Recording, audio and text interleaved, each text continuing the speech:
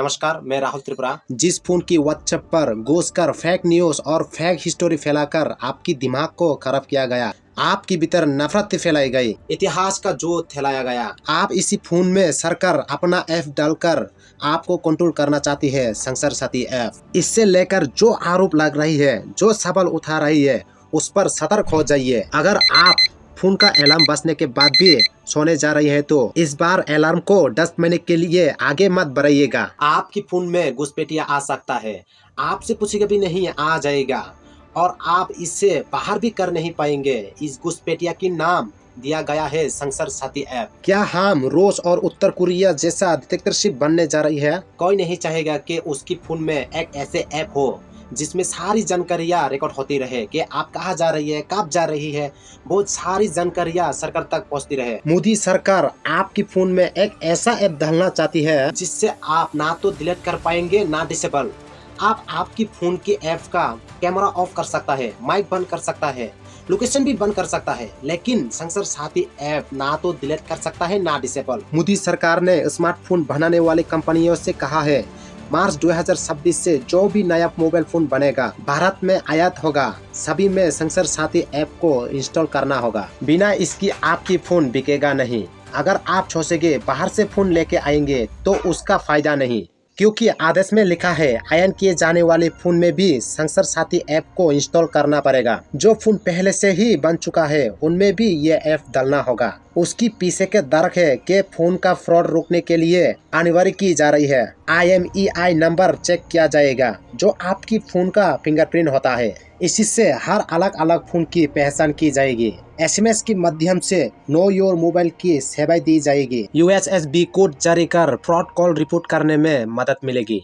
इसके अलावा अगर फोन गुम हो जाएगा तो संसार साथी ऐप से खोजने में मदद मिलेगी।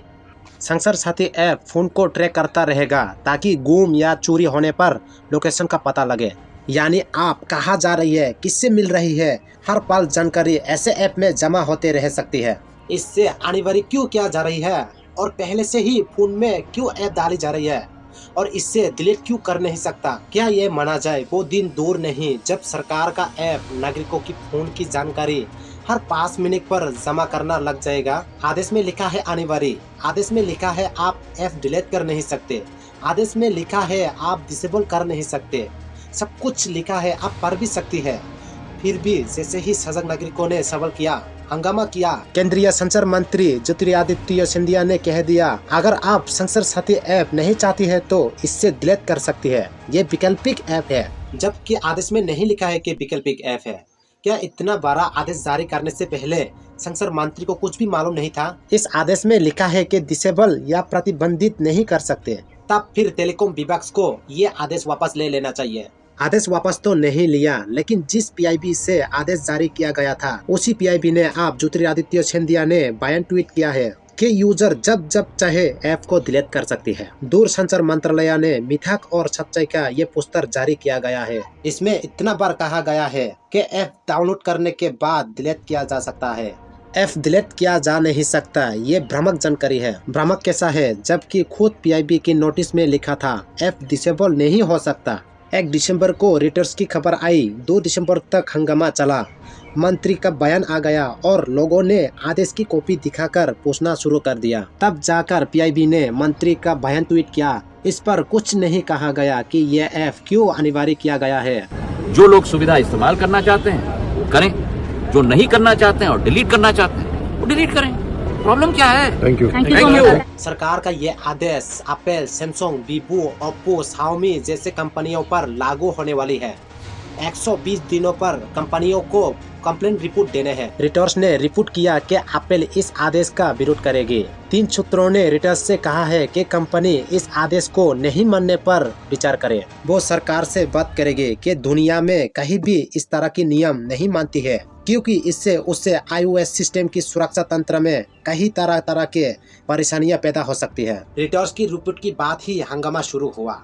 आप गोदी मीडिया की भरोसे बैठे रह जाते और पता भी नहीं चलता कि इस तरह की बातें हो गई। गोदी मीडिया उसकी खूबियां ही बताने में लग जाती है। इसलिए मेरे चैनल को सब्सक्राइब कीजिए। मैं राहुल, आप देख रही है द 28 कैपिटल्स। हमारी इस देश को नॉर्थ कोरिया मत बनने दीजिए। इसी साल जून में बीबीसी ने उत्तर कोरिया से स्मगल किए गई एक फोन की फोटो की और पाया कि आम जैसे फोन नहीं है। जैसे ही आप उस फोन में साउथ कोरिया लिख देता है, फोन अपने आप साउथ कोरिया को पॉपेट डिस्टेंस लिख देता है। उत्तर कोरिया का फोन हर 5 मिनट पर अपने आप एक स्क्रीनशॉट लेता है उस फोन का, बिना यूजर की अनुमति की। हर 5 मिनट पर स्क्रीन पर जो भी दिखाई दे रहा होता है उसकी एक फोटो ले ली जाती है। स्क्रीन पर लिखा हर शब्द और उस पर दिखाई देने वाली हर चीज का रिकॉर्ड हो जाता है और सभी स्क्रीनशॉट एक ऐसा फोल्डर में जमा होती है जिससे उपभोक्ता खुद नहीं खुल सकता। इससे सिर्फ सरकार खुलकर चेक कर सकती है और इस तरह से हर आदमी पर कड़ा पहरा रखा जाता है। यहाँ उत्तर कोरिया या रूस से सीख रही है नागरिकों को कंट्रोल करने के पीछे क्या मंशा है। इसी सितंबर में रूस ने मैक्स मैसेंजर नाम की एक ऐप को सभी फोन और टैबलेट पर अनिवार्य रूप से पहले से ही इंस्टॉल करने की आदेश दी। इससे व्हाट्सएप की प्रतिबंधित ऐप के रूप में लॉन्च किया गया, मगर आलूवंश की कहना है इसकी इस्तेमाल से सरकार आम लोगों की और कड़ी निगरानी शुरू कर देगी। इसलिए इस मसले के बारे में, इस तरह की मसले के बारे में आप खुद पढ़िए, जानिए, सोचिए कि क्या ऐसा होना सही होगा। क्या आप अपनी जासूसी सरकार से करवाना चाहती है? इसका असर क्या होगा? आपकी छोटी छोटी बातचीत पर पड़ेगा, मुलाकातों पर पड़ेगा, मामूली व्हाट्सएप फॉरवर्ड में भी सुरक्षा के लिए खतरा बन जाएगा। इतना डर बढ़ जाएगा कि घर में भी सरकार पर सवाल करना बंद कर देगी। सरकार का नाम आते ही चुप हो जाएंगे। आपका फोन आपको हर वक्त डिजिटल अरेस्ट में रखेगा। IFF यानी इंटरनेट फ्रीडम फेडरेशन एक संस्था है जो इंटरनेट की दुनिया में प्राइवेसी और अधिकारों पर काम करती है। इसने कहा है कि IMEI फ्रॉड को रोकने के नाम पर यह ऐप लाया जा रही है, लेकिन सरकार ने अपने आदेश में इसका कोई टेक्निकली जवाब नहीं दिया कि जब IMEI चेक करने SMS आधारित नो योर मोबाइल जैसे सेवाएं देने के लिए पहले से ही सरकार के पास संसार साथी वेब पोर्टल है, तब परमानेंट ऐप की क्या जरूरत है। सरकार के आंकड़ों के अनुसार संसार साथी ऐप के माध्यम से इस साल 60 लाख फोन गुम हुए ढूंढी गई है, जिससे इस ऐप के इस्तेमाल से अपना फोन ढूंढना होगा। वो संसार साथी ऐप डाउनलोड कर लेगा, फोन मिलने के बाद डिलीट कर देगा। प्राइवेसी की एक्सपर्ट कह रही है कि इस तरह की ट्रैकर ऐप सरकार के लिए ट्रैकिंग के लिए काम कर सकती है। साइबर सुरक्षा के नाम पर निकला है ये आदेश ताकि सब कुछ सही लगे।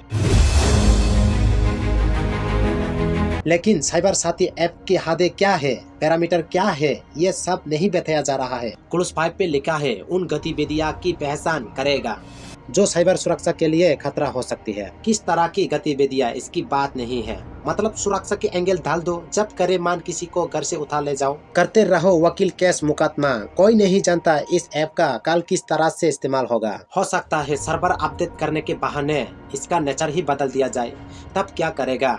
अगर इस तरह की ऐप के लिए दरवाजा खुला दी गई, तब सवाल उठता है कि ये सिलसिला कहाँ जाके रुकेगा। इंटरनेट की जानकर निखिल पालवान ने सवाल किया, क्या आगे चलकर अनिवार्य डिजिटल ऐप भी लगाया जा सकता है? सब पर बिजी यात्रा थोक दिया जाएगा। इस बात की क्या गारंटी है कि इस ऐप के माध्यम से हमारी फोन की दूसरी फाइलों को नहीं पढ़ा जाएगा, या आगे जाकर चुपचाप ऐसा अपडेट नहीं लाया जाएगा जो इस तरह की जासूसी कर सके। टेक्नोलॉजी और प्राइवेसी को समझने वाली विपक्ष की संसदों ने भी संसार साथी ऐप का विरोध किया है। प्रियंका गांधी ने कहा है कि नागरिकों को इसका विरोध करना चाहिए।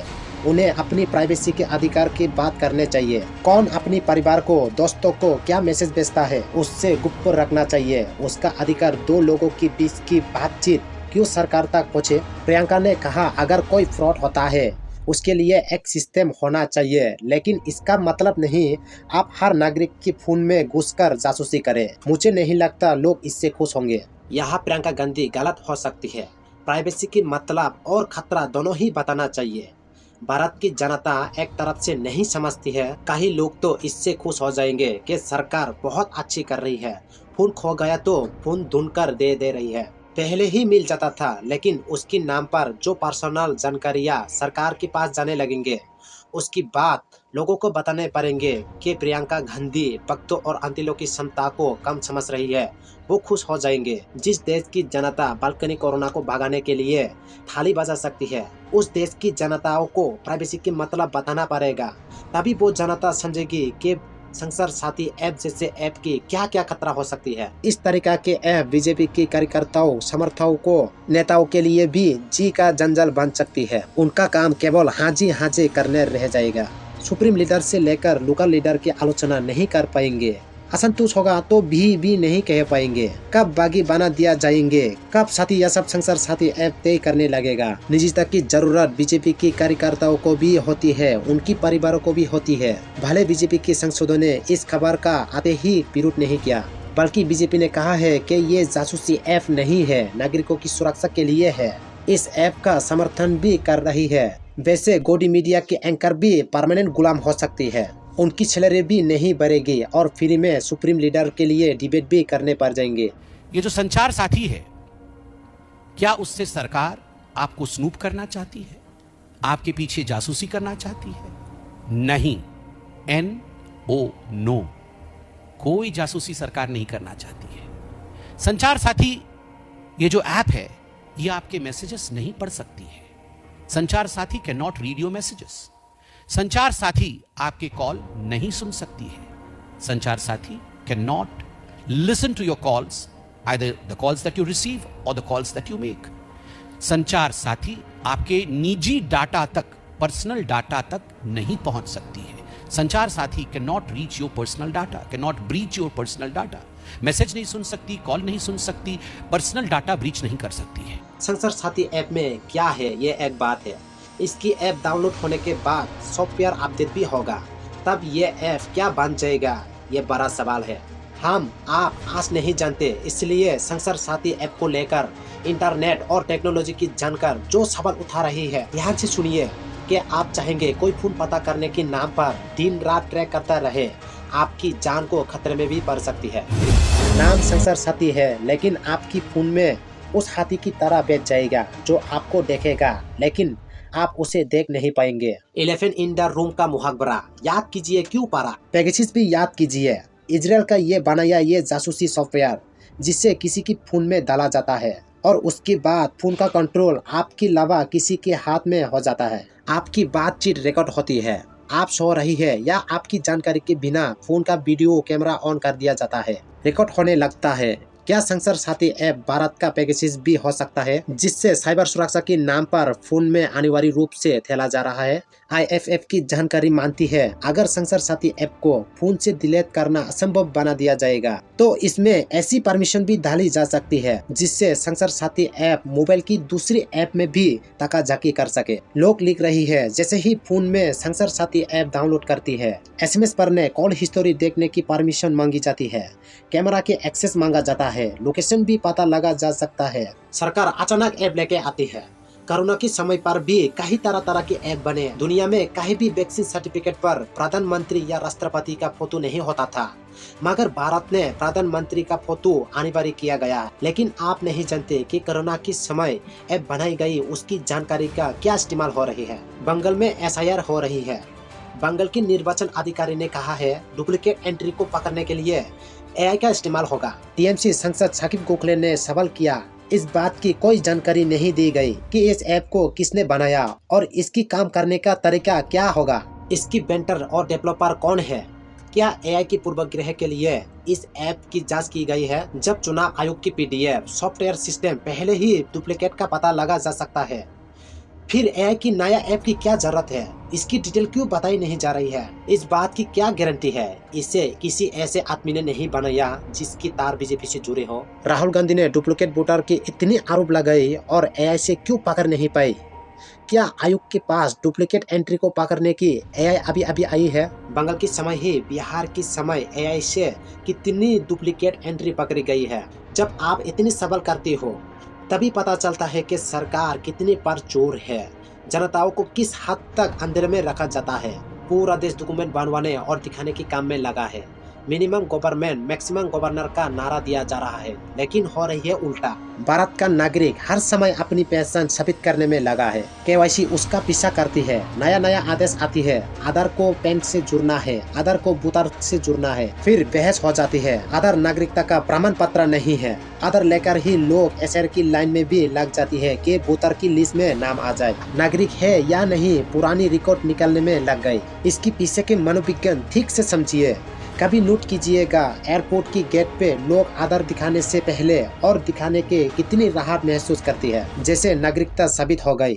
आप जहाज में बैठने के लिए मिल जाएगा। आपको हर पल एहसास कराया जाता है कि आप पहले पहचान साबित कीजिए, केवाईसी बनवाइए, आधार दिखाइए। पहले लोगों ने घुसपैठ की राजनीति पर खूब ताली बजाई, अपनी ही देश की नागरिकों से धर्म के आधार पर नफरती की और घुसपैठी कह दिया। लेकिन उन्हें यह नहीं देख रहा कि नागरिकता साबित करने की लाइन में हर किसी को लगा दिया गया है। हर समय डॉक्यूमेंट बनवा रही है, उसकी बारे में पता कर रही है ताकि कोई घुसपैठिया साबित ना कर दे। इस राजनीति को हवा देने वाली सरकार आपकी फोन में घुसपैठी बन के क्यों बैठना चाहती है?